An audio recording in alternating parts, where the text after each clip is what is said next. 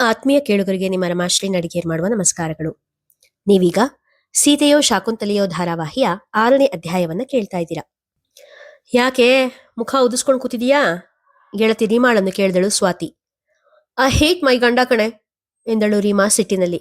What? ಏನ್ ಹೇಳ್ತಾ ಇದೀಯೇ? ನಗುತ್ತಾ ಕೇಳಿದಳು ಸ್ವಾತಿ. ನೋಡೆ, ನನ್ ಗಂಡ ಒಂದೇ ಒಂದು ಪ್ಲೇಟ್ ಗೋಬಿ ಮಂಚೂರಿ ಕೊಡ್ಸಲ್ಲ ಅನ್ಬಿಟ್ರು ಕಣೆ. ಜಿಪುಣ, ಕಿರಾತ್ಕ, ಪಾಪಿ ಎನ್ನುತ್ತಿರುವಾಗ ಹೋ ಹೋ ಹೋ ಸ್ಟಾಪ್ ಸ್ಟಾಪ್ ಸ್ಟಾಪ್. ನಿನ್ನ ಅಷ್ಟೋತ್ರ ಸಹಸ್ರನಾಮ ಎಲ್ಲ ಆಮೇಲೆ ಮಾಡುವಂತೆ.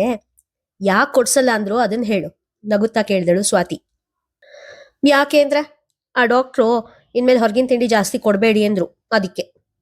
ಅದೇ ಯಾಕೆ? ಹೊಟ್ಟೆ ಅಪ್ಸೆಟ್ ಆಗಿದೆಯಾ? ಕುತೂಹಲದಿಂದ ಕೇಳಿದಳು ಸ್ವಾತಿ. ಅಪ್ಸೆಟ್ ಆಗಿಲ್ಲ, ಹೊಟ್ಟೆ ಪ್ರೆಗ್ನೆಂಟ್ ಎನ್ನುವಂತೆ ಸನ್ನೆ ಮಾಡಿ ತೋರಿಸಿದಳು ರೀಮಾ. ವಾವ್, ಕಂಗ್ರಾಟ್ಸ್ ಕಣೆ, ತುಂಬಾ ಖುಷಿ ಆಯ್ತು. ಏಯ್, ಈ ಸ್ವೀಟ್ ನ್ಯೂಸ್ನ ಹೀಗೆ ಹೇಳ್ತಾ ಇದೆಯಲ್ಲೇ, ಸ್ವೀಟ್ ಕೊಡ್ತಾನೆ ಹೇಳಬೇಕು ಎಂದಳು ರೀಮಾಳನ್ನು ಲಘುವಾಗಿ ಅಪ್ಪುತ್ತ. ನಿಮ್ಮ ಮನೆಯವರೆಲ್ಲ ಫುಲ್ ಖುಷಿನಾ ಎಂದು ವಿಚಾರಿಸಿದಾಗ, ಹೂ ಕಣೆ, ಎಲ್ರೂ ಈ ಸುದ್ದಿಗೋಸ್ಕರ ಕಾಯ್ತಾ ಇದ್ರು. ಎಲ್ರಿಗೂ ತುಂಬಾ ಖುಷಿಯಾಗಿದೆ. ನಮ್ಮತ್ತೆ ಅಂತೂ ಈಗಲೇ ಬಾಣಂತನ ತಯಾರಿ ಕೂಡ ಮಾಡ್ಕೊಳ್ತಾ ಇದ್ದಾರೆ ಎಂದಳು. ಯಾಕೆ ಬಾಣಂತನಕ್ಕೆ ಅಮ್ಮನ ಮನೆಗೆ ಹೋಗಲ್ವಾ? ಸ್ವಾತಿ ವಿಚಾರಿಸಿದಳು. ನಿಂಗೆ ಗೊತ್ತಲ್ಲ ಸ್ವಾತಿ, ನಮ್ದು ಲವ್ ಮ್ಯಾರೇಜು. ಅಮ್ಮನ ಮನೆಯಲ್ಲಿ ಇನ್ನೂ ನಮ್ಮನ್ನು ಒಪ್ಕೊಂಡಿಲ್ಲ. ಹಾಗಾಗಿ ಬಾಣಂತನದ ಆಸೆ ಏನು ಇಟ್ಕೊಂಡಿಲ್ಲ. ಅತ್ತೆ ಕೂಡ ಅದೇ ಹೇಳಿದ್ದಾರೆ ಎಂದಳು ನಿಟ್ಟುಸಿರು ಬಿಡುತ್ತಾ. ನೀನ್ ಲಕ್ಕಿ ಬಿಡು ಎಂದ ಸ್ವಾತಿಯಮ್ಮನ ತಾನು ಬಸ್ರಿಯಾಗಿದ್ದ ನಡೆದ ಘಟನೆ ನೆನಪಿಸಿಕೊಳ್ಳುತ್ತಾ ಭೂತಕಾಲಕ್ಕೆ ಜಾರಿತು. ಯಾಕೋ ತುಂಬಾ ಸಪ್ಪಗಿದ್ದೀರಾ? ಏನಾಯ್ತು? ಹಾಸಿಗೆ ಮೇಲೆ ಅಂಗತ್ತಾಗಿ ಮಲಗಿ ದಿಂಬಿನ ಮೇಲೆ ಕೈಗಳನ್ನು ಜೋಡಿಸಿ ತಲೆಯ ಕೆಳಗಿಟ್ಟು ಸೂರನ್ನೇ ನೋಡುತ್ತಾ ಮಲಗಿದ್ದ ಸಂಜಯನ ಬಳಿ ಪ್ರೀತಿಯಿಂದ ವಿಚಾರಿಸಿದಳು ಸ್ವಾತಿ. ಏನಿಲ್ಲ, ಹಾಗೆ ಸುಮ್ನೆ ಎಂದ ಮನದಲ್ಲಿದ್ದ ಗುಟ್ಟು ಬಿಟ್ಟುಕೊಡದೆ. ಸ್ವಾತಿಗೆ ತಾಯಿ ಮಗನ ನಡುವೆ ನಡೆದ ಮಾತುಕತೆ ತಿಳಿದಿದ್ದರೂ ಅದರ ಬಗ್ಗೆ ಏನೂ ಮಾತನಾಡಲಿಲ್ಲ. ಸಂಜಯನಾಗಿ ಅದರ ಬಗ್ಗೆ ಮಾತನಾಡುವವರೆಗೂ ಮಾತು ತೆಗೆಯುವುದು ಬೇಡವೆಂದು ನಿರ್ಧರಿಸಿ ಸುಮ್ಮನಿದ್ದಳು. ಸಂಜಯ ಏನೂ ಮಾತನಾಡದೆ ಹೋದಾಗ ಅವಳ ನೆಮ್ಮದಿಯ ಗೂಡಾದ ಅವನ ಹರವಾದ ಎದೆಯ ಮೇಲೆ ತಲೆ ಇಟ್ಟಳು. ಅದೇಕೋ ಮೌನ ಅಸಹನೀಯ ಎನಿಸಿತ್ತು. ಅವನ ಎದೆಗುಡಿಗೊಮ್ಮೆ ಮುತ್ತಿಟ್ಟು ಐ ಲವ್ ಯು ಸಂಜು ಎಂದಳು. ಸಂಜಯ ಕೂಡ ಅವಳ ನೆತ್ತಿಯ ಮೇಲೆ ತುಟಿಯೂರಿ I too love you Swati ಎಂದನು. ಸಂಜಯನ ಕೈ ಹಿತವಾಗಿ ಸ್ವಾತಿಯ ತಲೆ ಮೇಲೆ ಆಡುತ್ತಿದ್ದಂತೆ ನೆಮ್ಮದಿಯಿಂದ ನಿದ್ರೆಗೆ ಶರಣಾದಳು. ಅತ್ತೆ, ಇನ್ಮೇಲೆ ಸ್ವಲ್ಪ ಅನ್ನ ಕಡಿಮೆ ಮಾಡಿ. ಎಷ್ಟೊಂದು ಅನ್ನ ವೇಸ್ಟ್ ಆಗಿದೆ ನೋಡಿ. ಅಕ್ಕಿ 1 kgಗೆ 75 ರೂಪಾಯಿ ಎಂದಳು ಸೊಸೆ ಜಯಂತಿ. ಆ ಮಾತು ಕೇಳಿ ದೇವಿಕಾ ಕಣ್ಣಲ್ಲಿ ಚಿಲ್ಲನೆ ನೀರು ಚಿಮ್ಮಿತು. ಮನ ಮತ್ತೆ ಹಿಂದಕ್ಕೆ ಜಾರಿತ್ತು. ದೇವಿಕಾ, ಅನ್ನಕ್ಕೆ ಎಷ್ಟು ಅಕ್ಕಿ ಹಾಕಿದೀಯಾ? ರೇಣುಕಾ ಕೇಳಿದಾಗ 2 ಪಾವಕ್ಕೆ ಹಾಕಿದೀನತ್ಗೆ ಉತ್ತರ ಕೊಟ್ಟಳು ದೇವಿಕಾ. ಸ್ವಲ್ಪ ಕೈ ಹಿಡ್ತಾ ಇರ್ಲಿ ದೇವಿಕಾ, ಅಕ್ಕಿ ಬೆಲೆ ಎಷ್ಟಾಗಿದೆ ಅಂತ ಗೊತ್ತಲ್ವಾ ನಿನಗೆ ಎಂದವಳು ಒಂದು ಕ್ಷಣ ಯೋಚನೆ ಮಾಡಿ,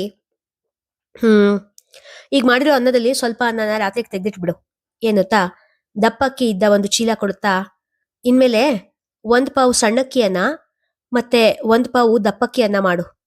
2 ಅಕ್ಕಿ ಬೆರ್ಸಿಡ್ಬಿಡ ಮತ್ತೆ ಎಂದಳು. ದೇವಿಕಾ ಮರುಮಾತಿಲ್ಲದೆ ಅಕ್ಕಿಯ ಚೀಲ ತೆಗೆದುಕೊಂಡಳು. ಬೇರೆಯಾಗಿ 1 ಪಾವು ಅಕ್ಕಿ ಅನ್ನ ಮಾಡಿದಳು. ದೇವಿಕಾ, ಯಾಕೋ ತುಂಬಾ ಹಶ್ವಾಗ್ತಾ ಇದೆ, ನಾನು ಊಟ ಮಾಡ್ಬಿಡ್ತೀನಿ ಎನ್ನುತ್ತಾ ಸಣ್ಣಕ್ಕಿ ಅನ್ನ ಹಾಕಿಕೊಂಡು ಅಚ್ಚುಕಟ್ಟಾಗಿ ಊಟ ಮುಗಿಸಿದ ರೇಣುಕಾಳ ನಡೆಯೇ ದೇವಿಕಾಳಿಗೆ ಎಲ್ಲವನ್ನೂ ಅರ್ಥವಾಗಿಸಿತು. ಅಂದಿನಿಂದ ತನಗೂ ತನ್ನ ಮಕ್ಕಳಿಗೂ ದಪ್ಪಕ್ಕಿಯನ್ನ ಖಾಯಂ ಮಾಡಿಕೊಂಡಳು. ಅಮ್ಮ, ಸಂತು ಹಾಕೊಳ್ಳೋ ಅನ್ನ ಮಾತ್ರ ಬೆಳ್ಳಗಿರುತ್ತೆ, ನನಗೆ ಹಾಕೋ ಅನ್ನ ಅಷ್ಟು ಬೆಳ್ಳಗೆ ಯಾಕಮ್ಮ ಇರಲ್ಲ ಎಂಬ ಮಗಳ ಮುಗ್ಧ ಮಾತಿಗೆ ದೇವಿಕಾಳ ಕಣ್ಣೀರೊಂದೇ ಉತ್ತರ. ಅತೆ, ಇನ್ಮೇಲೆ ಅನ್ನ ಸ್ವಲ್ಪ ಕಡಿಮೆ ಮಾಡಿ ಅಂತ ಹೇಳಿದೆ, ಕೇಳಿಸ್ತಾ ನಿಮಗೆ? ಮತ್ತೆ ಜಯಂತಿ ಹೇಳಿದಾಗ ಹಿಂದಿನ ನೆನಪಿನಿಂದ ಜಾರಿ ವಾಸ್ತವಕ್ಕೆ ಬಂದರು ದೇವಿಕಾ. ಹೂನಮ್ಮ, ಕಡಿಮೆ ಮಾಡ್ತೀನಿ ಎಂದರು. ಅಮ್ಮ, ನನ್ನಪ್ಪ ದೇವ್ರ ಹತ್ರ ಹೋಗಿದಾರಾ ಅಂದು ಶಾಲೆಯಿಂದ ಬಂದ ಸಿರಿ ಸ್ವಾತಿಯ ಬಳಿ ಕೇಳಿದಳು. ಛಿ, ಬಿಡ್ತೂನು, ಯಾಕೆ ಹಾಗೆ ಕೇಳ್ತಿದ್ಯಾ? ಗಂಡನಿಂದ ದೂರ ಇದ್ದರೂ ಅವನ ಸಾವಿನ ಬಗ್ಗೆ ಕಲ್ಪನೆ ಕೂಡ ಮಾಡಿಕೊಳ್ಳಲಾರಳು ಸ್ವಾತಿ. ನಮ್ ಸ್ಕೂಲಲ್ಲಿ ಪ್ರಿಯಾ ಅಂತ ಹುಡುಗಿ ಇದ್ದಾಳಮ್ಮ. ಅವಳು ತುಂಬಾ ದಿನದಿಂದ ಸ್ಕೂಲಿಗೆ ಬಂದಿರ್ಲಿಲ್ಲ, ಇವತ್ ಬಂದಿದ್ಲು. ಇಷ್ಟ ದಿನ ಯಾಕೆ ಬಂದಿರ್ಲಿಲ್ಲ ಅಂತ ಕೇಳ್ದೆ. ಅದಕ್ಕೆ ಅವಳು ಹೇಳಿದ್ಲು, ಅವ್ರಪ್ಪ ದೇವ್ರ ಹತ್ರ ಹೋದ್ರು, ಅದಕ್ಕೆ ಇನ್ಮೇಲೆ ಅವ್ರ ಅಮ್ಮ ಒಬ್ರೇ ಅವಳ ಜೊತೆ ಇರ್ತಾರೆ ಅಂತ. ನೀನು ನನ್ ಜೊತೆ ಒಬ್ಳೇ ಇರೋದಲ್ವಾ ಎಂದು ಹೇಳುತ್ತಿದ್ದ ಮಗು ಅಮ್ಮನ ಕಣ್ಣಲ್ಲಿ ನೀರು ಕೊಂಡ ಕೂಡಲೇ ಮಾತು ನಿಲ್ಲಿಸಿತು. ಮಾ, ಯಾಕಮ್ಮ ಅಳ್ತಾ ಇದೀಯಾ ಎಂದ ಮಗುವಿಗೆ ಯಾರಾದರೂ ದೇವರ ಹತ್ತಿರ ಹೋಗುವುದು ಎಂದರೇನು ಎಂಬುದೇ ತಿಳಿದಿಲ್ಲ. ತನ್ನ ಮಾತು ಅಮ್ಮನಿಗೆ ದುಃಖ ಉಂಟು ಮಾಡಿದೆ ಎಂಬುದು ಕೂಡ ಅರಿಯದ ಮುಗ್ಧ ಕಂದಮ್ಮ ಅದು. ಯಾಕೂ ಇಲ್ಲ. ಕಣ್ಣಲ್ಲಿ ಜಿನುಗಿದ ನೀರನ್ನು ಕೈಯಿಂದ ಮತ್ತೆ ಒರೆಸಿಕೊಂಡು, ನಾನು ಅಳ್ತಾ ಇಲ್ಲ ಎಂದಳು. ಮತ್ತೆ ಕಣ್ಣಲ್ಲಿ ನೀರಿದೆ, ತಲೆನೋವಾ? ಕಣ್ಣಲ್ಲಿ ನೀರು ಬಂದಾಗಲೆಲ್ಲ ಅಮ್ಮ ಕೊಡುತ್ತಿದ್ದ ಕಾರಣವನ್ನೇ ನಿಜವನ್ನು ನಂಬಿದ್ದ ಮಗು ಅದೇ ಕಾರಣ ಕೇಳಿತ್ತು. ಸ್ವಾತಿ ಉತ್ತರ ಕೊಡದೆ ಸುಮ್ಮನಿದ್ದಾಗ, ಅಮ್ಮು ತಾಂಜನ್ ತಂಕೊಲ್ಲ, ಮತ್ತೆ ನೀ ತಗೊಳ್ತೀಯಲ್ಲ ವೈಟ್ ಕಲರ್ ಮಾತ್ರೆ, ಅದ್ ಕೊಡ್ಲಾ ಎಂದಾಗ ಅಡ್ಡಡ್ಡ ತಲೆ ಅಲಗಿಸಿದ ಸ್ವಾತಿ, ನೀನೊಂದು ಕಿಸ್ ಕೊಟ್ಬಿಡು, ತಲೆನೋವೆಲ್ಲ ಓಡ್ ಹೋಗ್ಬಿಡುತ್ತೆ ಎಂದಳು ನಗುತ್ತಾ. ಸಂಕೇತ, ಒಂದ್ 5,000 ಕೊಡೋ, ನನ್ ಖರ್ಚಿಗೆ ಬೇಕು ವಿಜಯಮ್ಮ ಕೇಳಿದಾಗ. 5,000ನಾ? ಅಷ್ಟೊಂದು ದುಡ್ಯಾಕಮ್ಮ? ಆಫೀಸಿಗೆ ರೆಡಿ ಆಗುತ್ತಲೇ ಕೇಳಿದ ಸಂಕೇತ. ಸ್ವಲ್ಪ ಖರ್ಚಿದ್ಯಪ್ಪ, ಎಲ್ಲ ಲೆಕ್ಕ ನೀನ್ ಕೊಡ್ಬೇಕೇನೋ? ಹೆತ್ತು ಹೊತ್ತು ಸಾಕ್ ಸಲ್ಹಿದ ಅಮ್ಮಂಗ್ ದುಡ್ಡು ಕೊಡ್ಬೇಕಾದ್ರೆ ಎಷ್ಟು ತನಿಖೆ ಮಾಡ್ತೀಯ ನೋಡು ಎಂದರು ಮೂಗು ಕಣ್ಣನ್ನು ಸೆರಗಲಿ ಒರೆಸುತ್ತಾ. ಅಮ್ಮ, ನೀನ್ ಅತ್ತು ಬಿಟ್ರೆ ಕರ್ಗೋಕೆ ನಾನ್ ಸಂಜು ಅಲ್ಲ. ನನಗೆ 5,000 ಅನ್ನೋದು ದೊಡ್ಡ ಮೊತ್ತಾನೆ. ಹೇಳು, ಯಾಕೆ ಬೇಕು ಅಷ್ಟು ದುಡ್ಡು? ಸಂಕೇತ ಸಂಜೆನಂತೆ ಮೃದು ಅಲ್ಲ. ನಾಳೆ ಸಾರಿಕಾ ಮನೆಗೆ ಹೋಗ್ಬೇಕು ಕಣೋ. ಬಸ್ರಿ ಹುಡುಗಿ, ಒಂದಿಷ್ಟು ಹಣ್ಣು ಹಂಪಲು ತಿಂಡಿ ಗಿಂಡಿ ತಗೊಂಡು ಹೋಗೋದ್ ಬೇಡವಾ ಹೇಳು? ಬಸ್ರಿ ಹುಡುಗಿಗೆ ಏನೇನೋ ಬಯಕೆಗಳಿರ್ತವೆ, ತಾಯಿಯಾಗಿ ಅದನ್ನೆಲ್ಲ ನಾನ್ ಪೂರೈಸೋದ್ ಬೇಡವೇನೋ ಎಂದರು. ಅಲ್ಲಮ್ಮ, ಭಾವ ಅಷ್ಟು ಒಳ್ಳೆಯವರು. ಸಾರಿಕಾ ಬಾಯಲ್ಲಿ ಏನಾದ್ರೂ ಬರ್ತಾ ಇದ್ದ ಹಾಗೇನೆ ಅವಳ ಬೈಕೆ ಪೂರೈಸ್ಬಿಡ್ತಾರೆ. ಮತ್ ನೀನ್ ಯಾಕೆ ತೊಂದರೆ ತಗೊಳ್ತೀಯಾ? ಭಾವನ ಹತ್ರ ಹೇಳದೆ ಇರೋಂಥದ್ ಬೈಕೆ ಏನಿದೆ ಅವಳಿಗೆ? ಬರೀ ಸ್ವಾರ್ಥದ ಮೂಟೆ ಆಗಿರೋ ಸಾರಿಕಾ ಎಂದರೆ ಸಂಕೇತನಿಗೆ ತುಸು ಅಸಹನೆಯೇ. ನಿಂಗೆ ಕೆಲವೊಂದು ಸೂಕ್ಷ್ಮ ಗೊತ್ತಾಗಲ್ಲ. ಅತ್ತೆ ಮನೆಯಲ್ಲಿ ನಮ್ ಕೈ ಮೇಲಾಗಿರ್ಬೇಕು ಅಂದ್ರೆ ತವ್ರ ಮನೆಯಿಂದ ಒಂದಿಷ್ಟು ಉಡುಗೊರೆಗಳು ಹೋಗ್ತಾ ಇರ್ಬೇಕು. ಅದೆಲ್ಲ ಹೆಂಗಸ್ರ ಸಮಾಚಾರ, ನಿಮ್ಮಂತ ಗಂಡು ಪಿಳ್ಳೆಗಳಿಗೆ ಅರ್ಥ ಆಗಲ್ಲ. ಅಲ್ಲಿ ಅವಳ ನಾದಿನಿ ಓರ್ಗಿತ್ತಿ ಎಲ್ರ ಮುಂದೆ ಹೆಚ್ಚಾಗಿ ತೂಗ್ಬೇಕು ಅಂದ್ರೆ ಇದೆಲ್ಲ ಅನಿವಾರ್ಯ ಎಂದರು ವಿಜಯಮ್ಮ.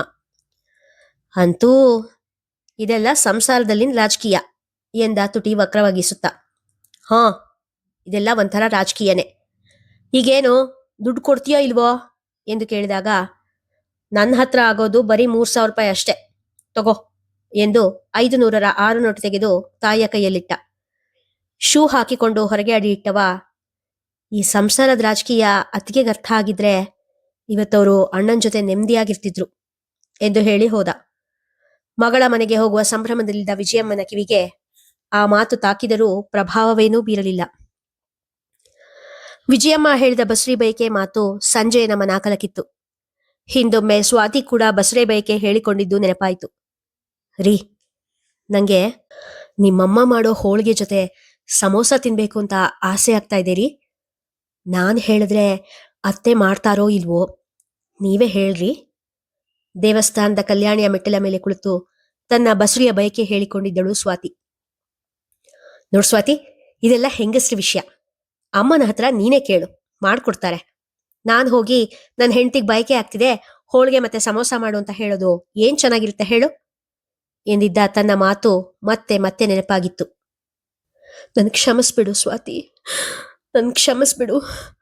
ನಿನ್ ತೀರಾ ಸಾಧಾರಣವಾದ ಬಯಕೆ ಕೂಡ ನನ್ನ ಕೈಲಿ ನೆರವೇರ್ಸೋಕ್ಕಾಗ್ಲೇ ಇಲ್ಲ. ಈಗ ಕ್ಷಮೆ ಕೇಳಬೇಕು ಅಂದ್ರು ಎಂದು ಈಗ ಅಲವತ್ತುಕೊಳ್ಳುತ್ತಿದ್ದ ಸಂಜಯ್. ಆದರೆ ಕ್ಷಮಾಪಣೆ ಕೇಳಿಸಿಕೊಳ್ಳಬೇಕಾದ ಮನಸ್ಸು ಮಾತ್ರ ಅವನಿಂದ ದೂರ ಹೋಗಿತ್ತು. ಇಲ್ಲಿಗೆ ಇಂದಿನ ಸಂಚಿಕೆ ಮುಗಿಯಿತು. ಮುಂದಿನ ಕತೆ ಮುಂದಿನ ಸಂಚಿಕೆಯಲ್ಲಿ. ಆತ್ಮೀಯ ಕೇಳುಗರೆ, ಕಥೆಯಲ್ಲಿ ಮಧ್ಯ ಮಧ್ಯೆ ಸಂಜಯ್, ಸ್ವಾತಿ, ದೇವಿಕಾ ಹಳೆಯ ನೆನಪುಗಳಿಗೆ ಜಾರ್ತಾ ಇರ್ತಾರೆ. ಇದರಿಂದ ನಿಮಗೆ ಕಥೆಯಲ್ಲಿ ಏನಾದರೂ ಗೊಂದಲವಾಗ್ತಾ ಇದೆಯೇ? ಈಗಿನ ಕತೆಗೂ ಹಿಂದಿನ ಕತೆಗೂ ಸ್ವಲ್ಪ ಕನ್ಫ್ಯೂಸ್ ಆಗ್ತಾ ಇದೆ ಅಂತ ಏನಾದರೂ ಅನಿಸಿದ್ರೆ ಕಾಮೆಂಟ್ ಸೆಕ್ಷನ್ ಅಲ್ಲಿ ದಯವಿಟ್ಟು ತಿಳಿಸಿ. ಕತೆ ಶೈಲಿಯಲ್ಲಿ ಬದಲಾವಣೆ ತರ್ತೀನಿ. ಹಾಗೆ ನೀವೇನಾದರೂ ಮೊದಲ ಬಾರಿಗೆ ನಮ್ಮ ಚಾನೆಲ್ನ ಭೇಟಿ ಕೊಟ್ಟಿದ್ರೆ ದಯವಿಟ್ಟು ನಮ್ಮ ಚಾನೆಲ್ನ ಸಬ್ಸ್ಕ್ರೈಬ್ ಮಾಡ್ಕೊಳ್ಳಿ. ಕಥೆಯನ್ನ ಲೈಕ್ ಮಾಡಿ, ಶೇರ್ ಮಾಡಿ, ಪ್ರೋತ್ಸಾಹಿಸಿ. ಧನ್ಯವಾದಗಳು.